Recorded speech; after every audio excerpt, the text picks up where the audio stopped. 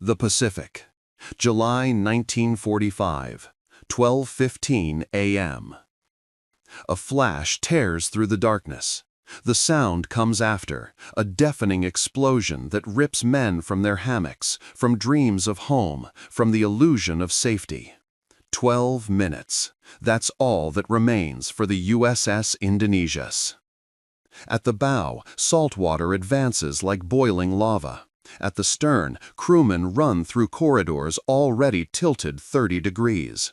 There's no time for protocol, no time for organized fear, only the raw instinct to survive. Captain Charles McVeigh walks across the capsizing hull as if stepping on glass, ordering abandonment through shouts that get lost in the chaos of twisted metal. 300 men will never hear that order. They'll remain trapped in compartments that become steel coffins as the 610-foot cruiser plunges to the ocean floor. But for the 900 who manage to jump, the real ordeal is only beginning. 5 days. That will be the waiting time. 5 days when the ocean will show it doesn't need torpedoes to kill. It has the sun. It has thirst. It has madness. And it has madness. And it has the sharks. This is the story of the worst shark attack in human history. But it's also the story of something few know, the mission that changed the world. If you haven't subscribed to the channel yet, this is the moment. Stories like this deserve to be told. 6 days before the tragedy, the USS Indianapolis was the most important ship on the planet, and nobody could know it. On July 16, 1945, it departed from San Francisco, carrying a mysterious wooden crate and a metal cylinder welded in the captain's cabin. Inside it, 38.5 kilograms of uranium-235, enough to change the course of the war. The crew called the 2 civilian officers aboard artillery officers, but Major Robert Furman and Dr. James Nolan were Manhattan Project scientists. They were there to monitor the most lethal cargo ever transported by ship. The mission was clear: reach Tinian Island in the Pacific in record time. The Indianapolis set a new speed record between San Francisco and Pearl Harbor, cutting through the waves at 29 knots. On July 26th, it docked at Tinian. High-ranking officers surrounded the unloading. Nobody asked questions. What was in that crate? Components of the little boy atomic bomb. The same one that 10 days later would be dropped on Hiroshima and kill over 70,000 people instantly. But the men of the Indianapolis knew nothing about this. They thought it was radar equipment. They thought they'd return home soon after one last training mission. They thought they would survive. Mission accomplished. The Indianapolis proceeded to Guam. There, part of the veteran crew disembarked, replaced by inexperienced youngsters. Many were 18, 19 years old, fresh out of school. They had never seen real combat. On July 28, Captain McVeigh received orders: sail to Leyte Gulf in the Philippines, where the ship would prepare for the invasion of Japan. The voyage would be simple. No escort. The Indianapolis was fast enough not to need one. No mandatory zigzagging. The anti-submarine protocol was only necessary under specific conditions. And the sea was calm. What McVeigh didn't know, a Japanese submarine, the I-58, commanded by Mochitsura Hashimoto, was hunting in that exact region. And American naval intelligence had intercepted information about the enemy presence, but never relayed it to the Indianapolis captain. The night of July 29 was peaceful. Sailors played cards, read letters from home. Some talked with Father Thomas Conway about faith, about fear, about what would come after the war. The sea was serene, the sky starlit. It seemed like a perfect night to forget they were still in a war zone. But Commander Hashimoto was watching through the periscope and calculating the perfect distance. Hashimoto thought he was targeting the battleship USS Idaho. What he saw through the periscope was bigger, more imposing, an impossible target to miss. He gave the order. 6 Type 95 torpedoes were fired in a spread pattern. Only 2 hit, but they were enough. The first torpedo struck the Indianapolis's bow. The explosion was so violent it tore off the entire forward section of the ship. Men sleeping in the area were vaporized instantly or swallowed by the sea before even waking up. The second torpedo hit near the fuel tanks and powder magazines. The chain reaction was catastrophic. A 50-foot column of fire rose toward the sky, turning night into day for endless seconds. The entire ship trembled. Steel walls bent like paper. And then the most terrifying silence. The communication system was destroyed. No SOS was sent, no distress call. Nobody, anywhere in the Pacific Ocean, knew the Indianapolis was sinking. 12 minutes. That's how long it took for a 10,000-ton war cruiser, which had survived kamikaze attacks and bombardments, to become a shadow in the depths. The stern rose into the air, propellers spinning in the void, before disappearing forever. 300 men went down with the ship, trapped, drowned, or crushed by twisted metal. For them, death was quick. But for the 900 who managed to abandon ship, hell was just beginning. They jumped in panic, some without life jackets, others burned by the ignited oil covering the water's surface. Many fell directly into the still spinning propellers, being torn apart before sinking. Those who were lucky grabbed onto debris, improvised rafts, floating nets. When dawn came, they looked at each other. Hundreds of men scattered across miles, floating in irregular groups. Some had rations, cans of Spam, soaked crackers. Others, nothing but the clothes on their backs. Many were naked or half-naked, covered by a viscous layer of oil that burned under the sun. Ensign Harlan Twible, fresh graduate of the Naval Academy, did a count. 325 men in his group. He was the only officer. Everyone looked to him, expecting leadership, expecting hope. But Twible knew the truth. There was no way to know if anyone would come. And then, as the sun heated the water, they appeared, the first fins, cutting the surface, circling. The sharks arrived at dawn. There weren't just a few, there were hundreds. Attracted by the vibration of the explosion, by the smell of blood mixed with oil, by the desperate movements of exhausted bodies. Experts agree they were mainly oceanic white-tip sharks, one of the most aggressive species in the open sea. Some tiger sharks were also spotted. At first, the sharks attacked the dead. Floating, motionless bodies were the easiest targets. But as the living struggled, swam, screamed, the predators shifted focus. Survivor Lowell Dean Cox described years later, "Suddenly, like lightning, a shark would come straight up and grab a sailor, taking him down. It grabbed the man next to me. It was just someone screaming, yelling, or being bitten." The men tried to protect themselves. They formed tight circles, kicked the water when they saw fins, pushed the dead away in a desperate attempt not to attract more attention. But nothing worked for long. Opening a can of Spam could trigger a feeding frenzy. The smell of food, of fresh blood from a cut, any sudden movement, everything was an invitation. And the attacks didn't stop. Day after day, night after night. But the sharks weren't the only killers. In fact, most men didn't die from shark attacks. They died from something much slower, much crueler. Dehydration. Under the equatorial Pacific sun, temperatures exceeded 104 degrees Fahrenheit during the day. Without fresh water, men began to feel their tongues swell, their throats close. Many tried drinking seawater. It was a fatal mistake.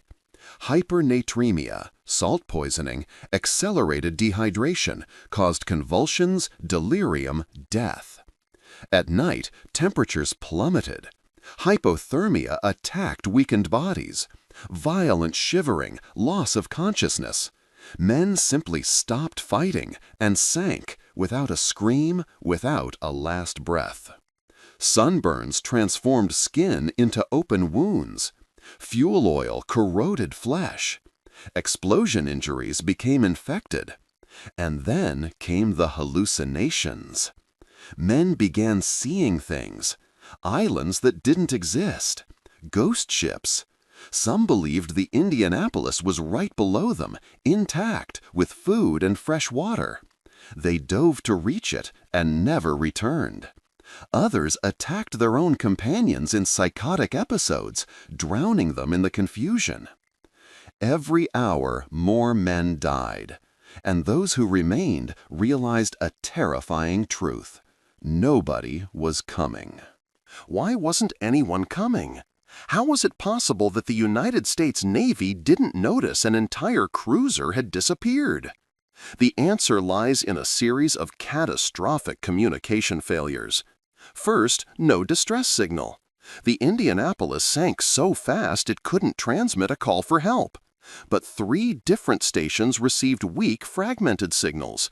One ignored it because the commander was drunk. Another ignored it because the officer had ordered not to be disturbed.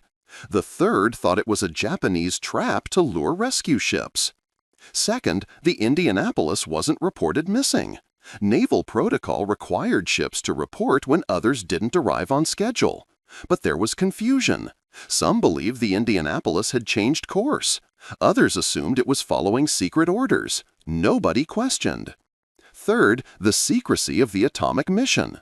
Some historians believe that because the Indianapolis had transported the bomb, superior officers avoided asking questions to not compromise the operation. But later records show this is a myth. The mission had ended. The ship was on routine transit. The truth is simpler and more brutal. It was incompetence. Pure and tragic incompetence. Meanwhile, in the Pacific, men were dying in droves. On the 3rd day, the groups began to dissolve. Men who had promised to stay together separated, delirious, swimming toward nothing. Some simply stopped fighting. They removed their life jackets and sank, preferring quick death to slow suffering. Ensign Twible tried to maintain morale.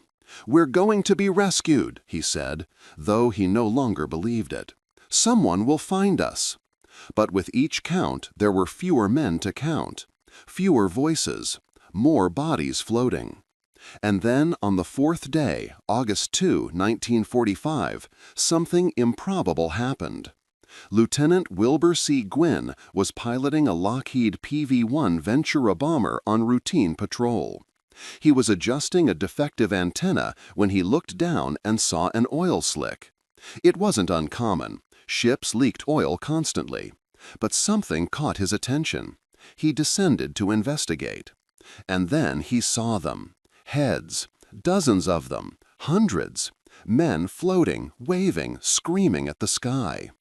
Gwynn immediately transmitted. Many men in the water. The message reached the base at Palaleo, and all available units were mobilized. But the rescue would take hours. And the sharks were still there. Lieutenant Adrian Marks received orders to go to the location in his PBY-5A Catalina seaplane. He was supposed to only fly over, assess the situation, and report. But when Marks arrived and saw the horror below him, men being attacked by sharks, bodies floating, survivors begging for help, he made a decision. He dropped life rafts from the air. One was destroyed on impact. The others fell too far from the exhausted men who didn't have the strength to swim to them. Marks looked at his crew. Landing in open sea was strictly forbidden. 12-foot swells made the operation suicidal. The plane could shatter. They could die. He took a vote. The crew agreed. Let's land. Marks descended. He touched the water with surgical precision and immediately began rescuing men. He maneuvered the Catalina among the survivors, picking them up one by one.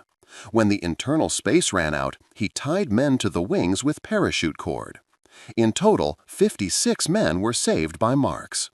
The plane was too damaged to fly again, but Marks didn't care. He had saved 56 lives, and more help was coming.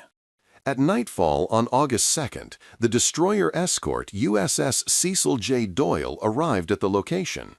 The ship's captain, on his own initiative, had changed course upon hearing the alert. He turned on the ship's searchlight like a beacon in the darkness, giving hope to those still floating. During the night, the Doyle pulled dozens of men from the water. Other ships began arriving. On August 3rd, 7 rescue vessels were in the area. But many men could no longer be saved. They were unconscious, delirious, or simply dead. Of the 1,195 crew members of the USS Indianapolis, only 316 were rescued alive. 4 died shortly after rescue, bringing the total dead to 879. How many died from sharks? Estimates range from a few dozen to 150. There's no way to know for certain. Many bodies were never found. Others were so mutilated it was impossible to determine the cause of death. But rescue records describe horrible scenes. Ship crews shooting sharks with rifles to drive them away from the dead before pulling them aboard. What is certain, this was the worst naval tragedy in United States history, and the worst shark attack ever recorded. But the story didn't end with the rescue. In fact, the worst was yet to come for Captain Charles McVay. In November 1945, the United States Navy did something unprecedented. They court-martialed McVay. He was accused of hazarding his ship by not performing the zigzag, an evasive maneuver against submarines. The trial was controversial from the start. First, because the Navy itself had failed to inform McVay about the presence of Japanese submarines in the area. Second, because McVay's orders said zigzag at discretion, weather permitting, which meant he had autonomy to decide. And then the Navy did something unthinkable. They brought Commander Mochitsura Hashimoto from the Japanese submarine I-58 to testify against McVay. It was the first time an enemy officer was called to testify against an American officer. Hashimoto was clear in his testimony. Zigzagging would have made no difference. I would have sunk the ship anyway. But the court ignored it. McVay was convicted of hazarding his ship. The sentence was loss of seniority, but the clemency recommendation was accepted and he was restored to active duty. But the conviction destroyed McVay. He became the only United States Navy captain to be convicted for losing his ship in combat during World War II, and many believed he was made a scapegoat. Survivors publicly defended McVay. They said he had done everything right, that the fault was the Navy's, which didn't send an escort, didn't warn about submarines, didn't notice the disappearance. But public opinion was divided. Families of the dead sent cruel letters to McVay.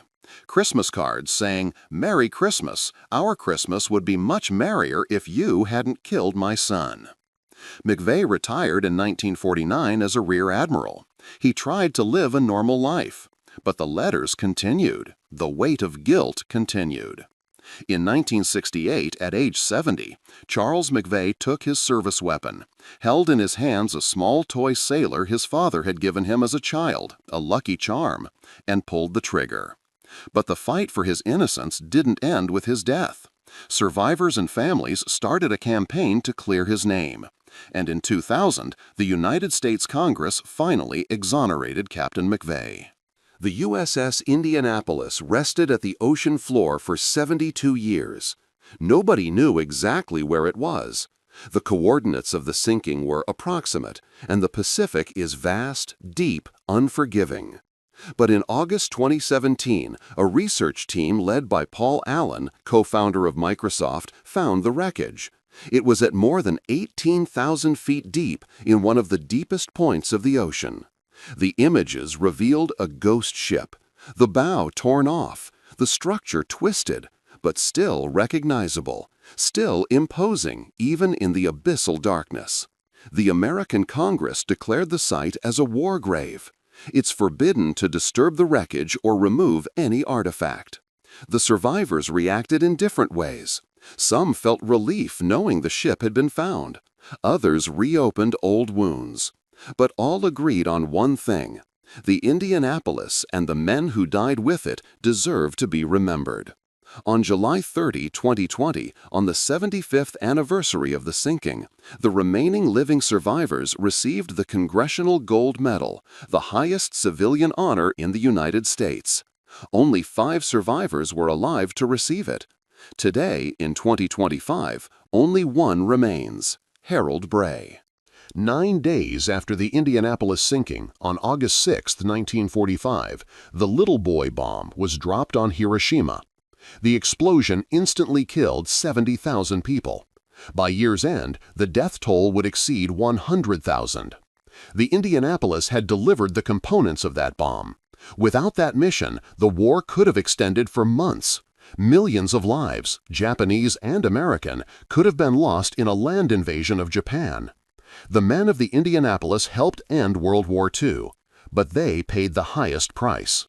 Today, when we look at the Pacific, it's hard to imagine the horror that happened there.